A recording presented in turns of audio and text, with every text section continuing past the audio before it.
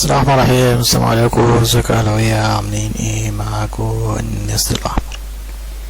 ان شاء الله كده بكره في ماتش الاهلي وانبي في الدوري، فنتوقع كده التشكيل مع بعض ونتوقع النتيجة. لو كده فارق الجرس، اشترك في القناة وادينا لايك. بكره ان شاء الله الاهلي هيلعب متهيألي نفس التشكيل الماتش اللي فات بتاع المصري، مش هيختلف كتير. اشرف، احمد الشناوي، يحيى عطية الله، عمر كمال، اشرف داري او رامي ربيعه. اشرف داري اساسي، يا رامي ربيعه ياسر ابراهيم، بس انا بحبذ رامي ربيعه ان رامي ربيعه بيعرف يطلع بالكوره كويس وبيعرف يلعب كوره طويله كويس.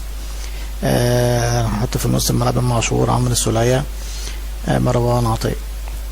قدام هيكون حسين الشحات، بيرسي ورضا اسليم. طبعا الاهلي عنده مشكله كبيره جدا في تشكيل بكره، لو قدر الله حسين الشحات ولا بيرسي حصل لهم حاجه، ما عندناش باكات غيرهم، ما عندناش وينج غيرهم، فدي تبقى مشكلة كبيرة جدا جدا الأهلي بكرة. فربنا يستر بقى إن شاء الله كده، ما يحصلش حاجة، يكملوا معانا لغاية لما إن شاء الله شهر واحد يجي، ونحاول نجيب لعيبة احتياطي اليوم عشان يبقوا يسندوا الفريق الفترة اللي جاية عبال ما يرجع رضا سليم وطاهر محمد طاهر. فدي كانت توقعاتنا بكرة إن شاء الله لنتيجة الأهلي والنادي إنبي.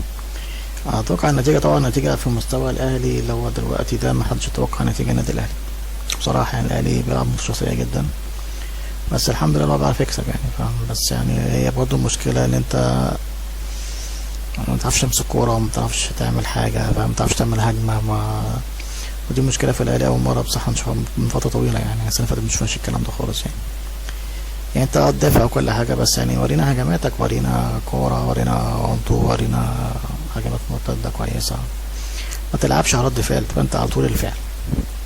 احنا مش كل مرة هتسلم من الجر. وانبي فريق برضه رخم، في انبي انت بتكسبه بالعافية ساعات وبيعمل ماتشات رخمة يعني. فبكرة الماتش برضه يبقى صعب جدا جدا، وماتش يبقى رخم من الماتشات الرخمة اللي تقيلة عليك على اللي انت تتفرج عليها. لكن ان شاء الله باذن الله الاهلي معودنا كده دايما لو يكسب ان شاء الله بكرة. فانا اتوقع بكرة ان شاء الله نتيجة يا 1-0 بالعافية، يا 2-1 النادي الاهلي.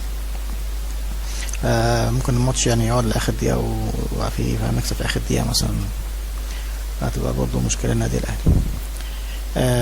فربنا يسترها بكره ان شاء الله معانا في ماتش بكره. وجون بكره برضه سند طبعا نجم الماتش اللي فات كان هو النجم الاول للوطن المصري، واحنا كده عاوزينه بكره برضه ان شاء الله يكون النجم الاول في ماتش انبي ان شاء الله باذن الله. واحنا ان شاء الله مع الاهلي في كل حاجه، واقفين في ظهر اللعيبه وفي ظهر الله، بس لما يرجعوا لمستواهم ويرجعوا للعهد اللي احنا عارفينه واللعب اللي احنا عارفينه. فعشان كده حبينا بس نعمل فيديو النهارده على ماتش بكره. فعل الجرس، اشترك في القناه وادينا لايك، واحنا مستني دعمك ومستني رايك. ولينا في الكومنتات تشكيلك ايه، التوقع تشكيلك ايه بكره والنتيجه ان شاء الله باذن الله. السلام عليكم ورحمه الله وبركاته.